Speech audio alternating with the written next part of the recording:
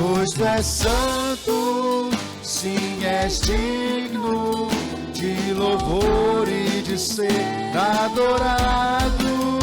És bondoso, Pai querido, dentre todas as coisas tu és verdadeiro, Senhor.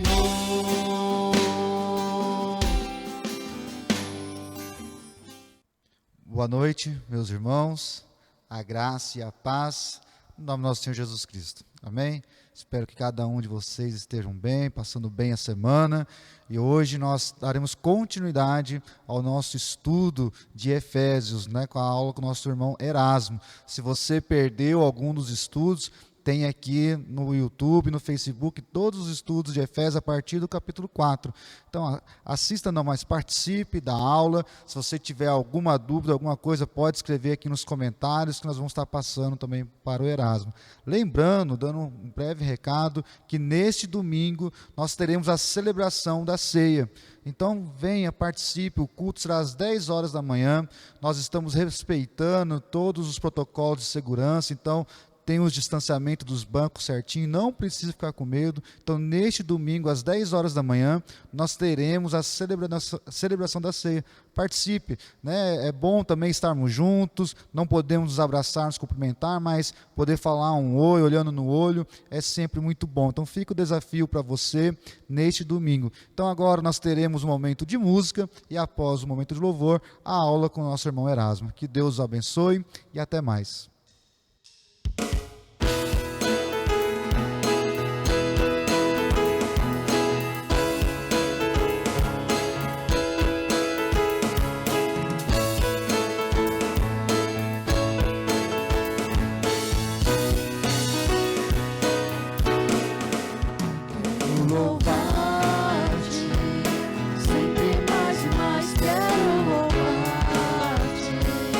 Sempre mais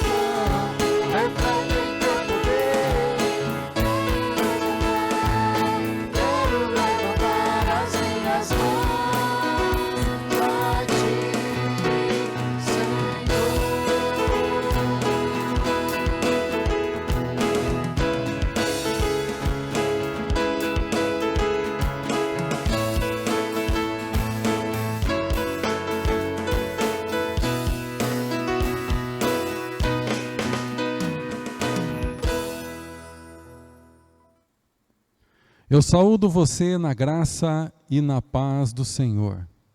Seja bem-vindo, bem-vinda à Escola Bíblica Dominical.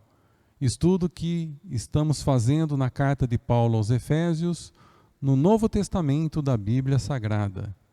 E nesta ocasião, nós daremos continuidade ao estudo que temos feito a cada semana, e hoje nós iremos fazer um breve comentário da carta de Paulo aos Efésios, em seu capítulo 6, dos versos de número 5 até o verso de número 9. Efésios 6, de 5 a 9. Quanto a vós outros, servos, obedecei a vosso Senhor segundo a carne, com temor e tremor, na sinceridade do vosso coração, como a Cristo, não servindo à vista, como para agradar a homens, mas como servos de Cristo, fazendo de coração a vontade de Deus, servindo de boa vontade, como ao Senhor, e não como a homens, certos de que cada um, se fizer alguma coisa boa, receberá isso outra vez do Senhor, quer seja servo, quer livre. E vós, senhores, de igual modo, procedei para com eles, deixando as ameaças, sabendo que o Senhor, tanto deles como vosso, está nos céus, e que para com ele não há acepção de pessoas. Amém. A carta de Paulo aos Efésios nos traz lições práticas para a vida cristã. Temos comentado isso desde o primeiro vídeo, quando nós abordamos o capítulo 4. E já estamos na conclusão da carta. Nós hoje estaremos falando um pouquinho aqui sobre os servos e senhores, e também estaremos, no nosso último vídeo, abordando a respeito da armadura de Deus. Peço para que você assista os vídeos, nos acompanhe, divulgue o nosso canal, esse canal institucional da Igreja Presbiteriana de Vila Linópolis, em sua escola bíblica dominical. Pois bem, o texto aqui vem nos falar a respeito de servos e senhores. E esse texto é uma continuidade do discurso de Paulo, esse discurso tão profundo, tão prático, tão importante para a nossa vida, para a nossa conduta, para a nossa fé. O texto nos fala aqui de duas classes de pessoas, como já disse. A primeira de servos. E nós vamos falar um pouquinho aqui o que significa servo, o que significava ser servo no primeiro século da igreja cristã. A sociedade de Éfeso, na qual Paulo conviveu por quase 2 anos, ali na companhia dos irmãos, pregando, ensinando diariamente, exortando, edificando, fortalecendo a igreja de Éfeso para que ela tivesse um ministério abrangente em toda aquela cidade, em toda aquela região. A sociedade de Éfeso é uma representação da sociedade do primeiro século. Uma sociedade que teve como herança a cultura romana, a cultura grega, e agora ela está aqui passando por toda essa miscigenação de culturas, de tendências e de influências. A sociedade da época era extremamente estratificada, ou seja, não havia intercâmbio entre classes sociais. Quem era senhor, quem era servo, era servo. E a palavra servo, ela também significa escravo. Alguns historiadores nos afirmam que no primeiro século o mundo tinha cerca de 60 milhões de escravos. E por que esses escravos existiam? Primeiramente porque os escravos eles eram oriundos de guerras. Eles eram povos dominados que foram escravizados, ou seja, perderam a sua liberdade para que eles pudessem ali ser acoplados a alguma nação mais poderosa dentro de dominadores e dominados. Um segundo critério para que a pessoa fosse servo era justamente aqueles endividados, aqueles que possuíam dívidas financeiras e em nome dessas dívidas, ou para pagar essas dívidas, eles se tornavam escravos. Há relatos de escravos de famílias inteiras, até mesmo de mulheres, crianças, pessoas que foram dados a terceiros como escravos em função de pagamento de dívidas. E o que Paulo vem falar aqui a respeito dos escravos, né? Que também fomentavam a economia local. A mão de obra não era assalariada e também por causa dessa escravidão, eles eram usados e utilizados como ferramentas de trabalho, ferramentas não remuneradas, sem direitos, sem férias, sem 13º, sem fundo de garantia, né? Tudo aquilo que nós conhecemos hoje como direitos trabalhistas, os escravos, eles não tinham direito a nada. Pelo contrário, eles apenas se sustentavam no sentido da sua própria sobrevivência, da continuidade da sua vida, mas eram extremamente humilhados, eles tinham condições péssimas de trabalho, do exercício ali de qualquer atividade econômica ou profissional. Muito bem, Paulo deixa uma mensagem aqui muito importante, porque como já dissemos, nós cremos que Paulo presenciou toda essa relação entre servos e escravos. Ou melhor, entre senhores e escravos. E você imagina como que era a igreja de Éfeso naquela época.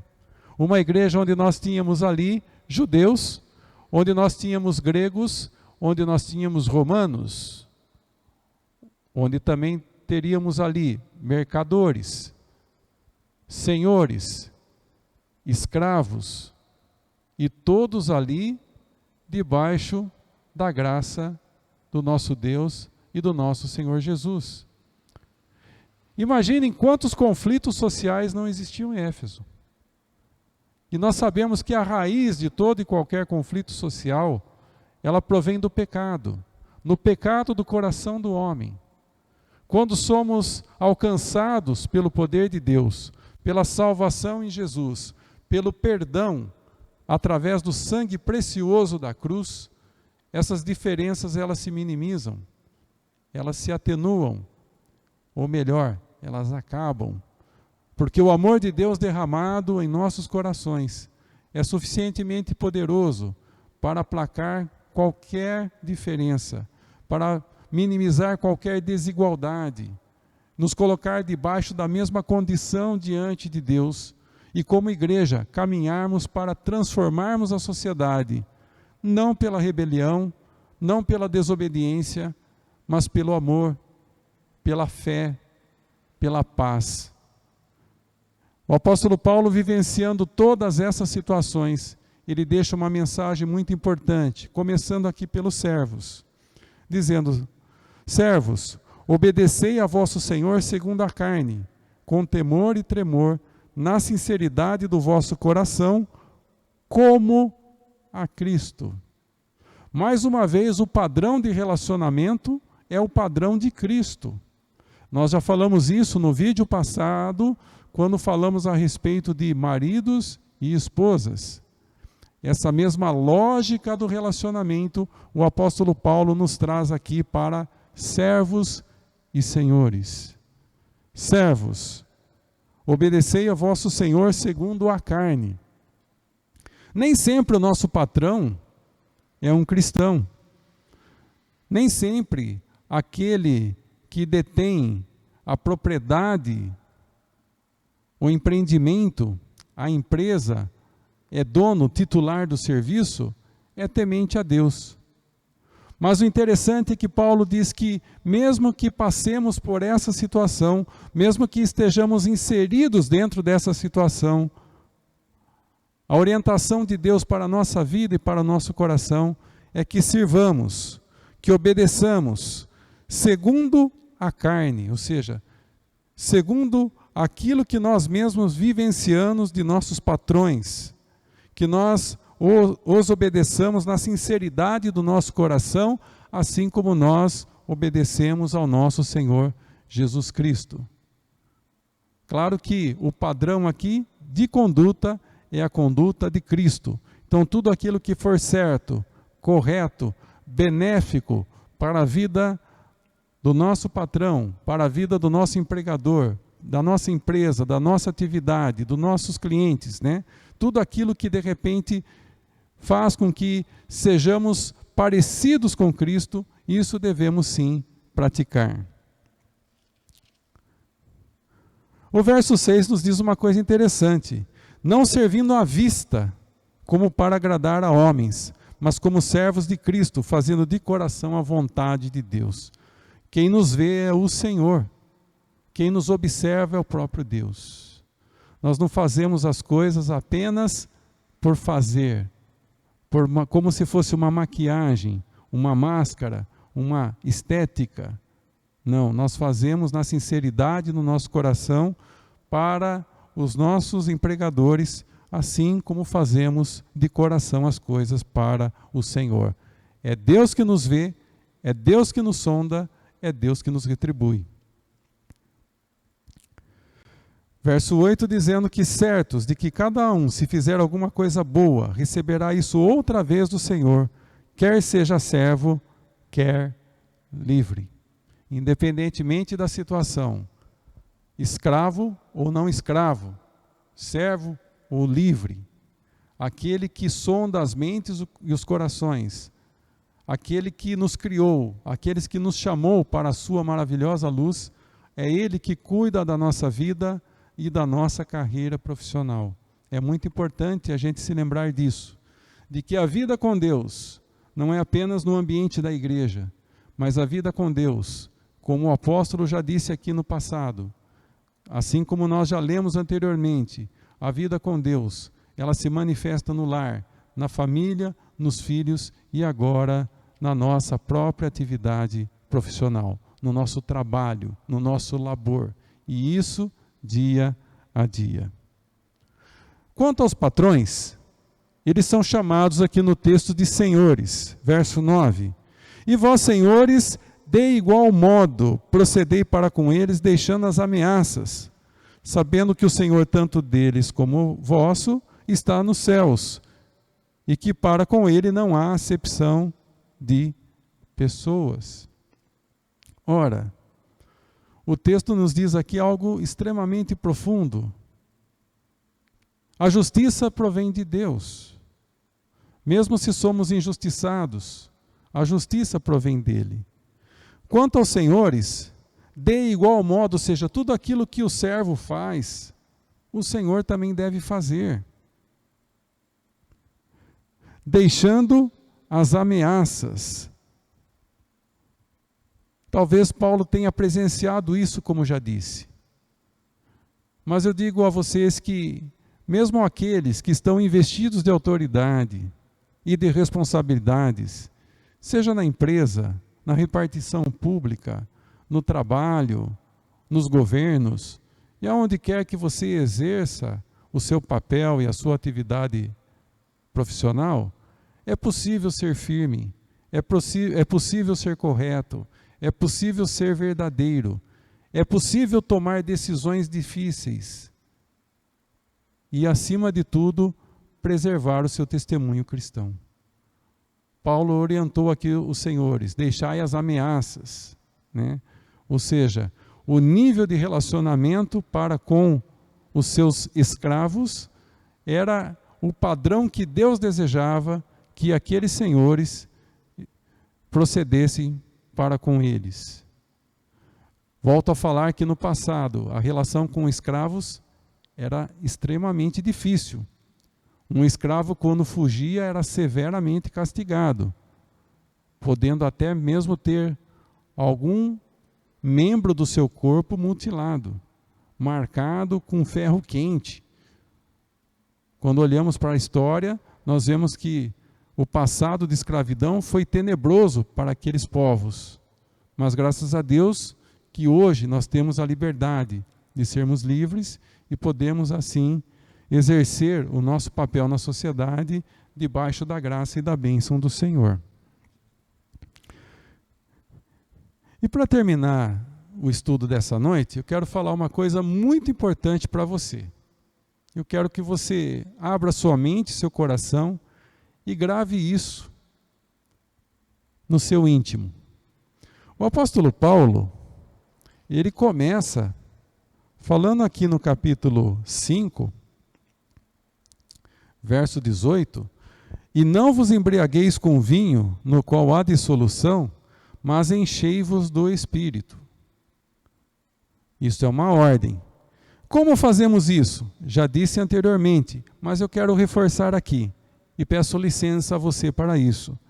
Falando entre vós com salmos, entoando e louvando de coração ao Senhor com hinos e cânticos espirituais, dando sempre graças por tudo a nosso Deus e Pai, em nome do nosso Senhor Jesus Cristo, e sujeitando-vos uns aos outros no temor de Cristo.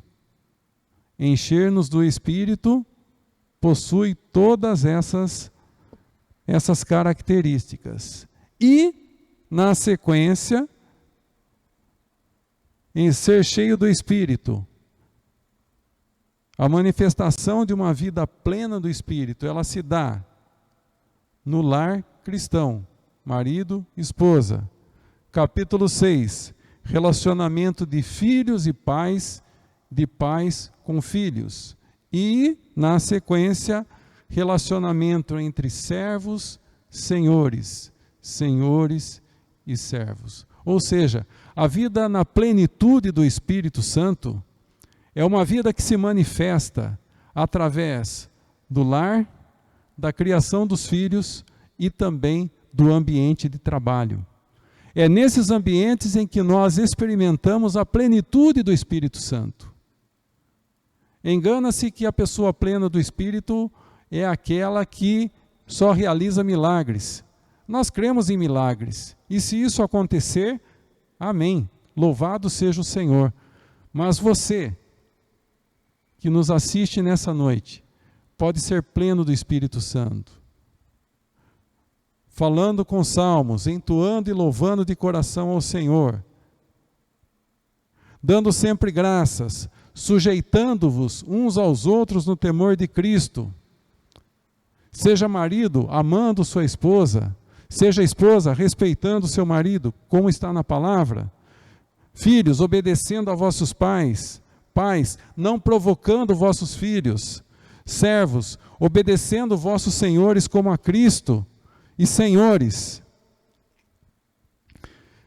deixando as ameaças, procedendo de igual modo como servos, sabendo que o Senhor é aquele que traz e que dá a justa retribuição. Não importa qual seja a sua situação, qual seja o seu entendimento hoje, mas eu quero dizer a você, a vida plena do Espírito Santo, ela é possível, ela é plenamente alcançável dentro dos contextos que Paulo nos ensina aqui, no lar, na família, no trabalho. Que Deus abençoe ricamente sua vida, seu coração, para que Ele possa dirigir a sua vida. E o meu desejo sincero é que você, que me assiste nessa noite, seja pleno do Espírito do Senhor, em nome de Jesus. Amém. Oremos.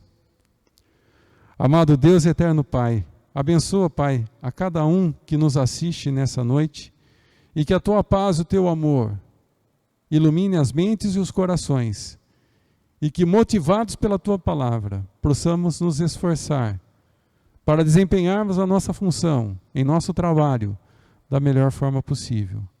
Abençoa, Pai amado, a cada um que nos assiste, a cada família representada, e que em todas as coisas o Teu nome seja glorificado. Oramos agradecidos no nome santo e precioso do nosso Senhor Jesus. Amém.